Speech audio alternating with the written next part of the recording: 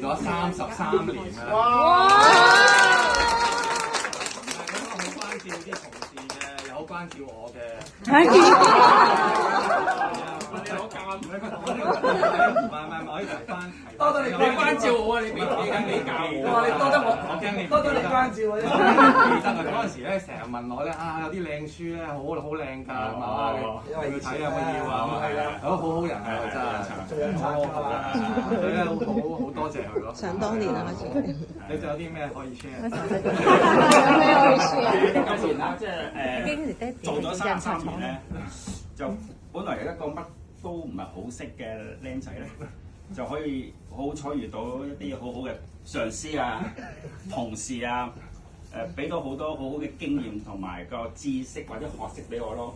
咁啊，亦都好包容我啦。咁啊，令我可以一個好安穩、好有信心嘅環境之下咁樣去工作啊。咁啊，真係好多謝你哋嘅支持啦。咁啊，而家就會懷着一個非常之感恩嘅心情，就離開呢個大家庭。咁啊，係啦，就好多謝你哋俾個 farewell party 啦，同埋先前有幾批同事都同我搞咗嗰啲 farewell party， 係啦。咁啊，真係好 surprise 啦，係啦。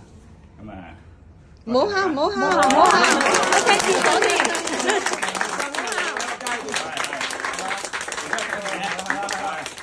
唔好講得咁傷感。唔係傷感，係好感恩，係好感激，係即係俾嚟翻嚟。唔係基哥係一個好友善嘅同事嚟嘅，大家都非常之友善。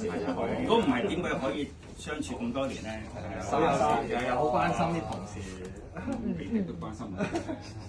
係啊，成日都俾咗支持。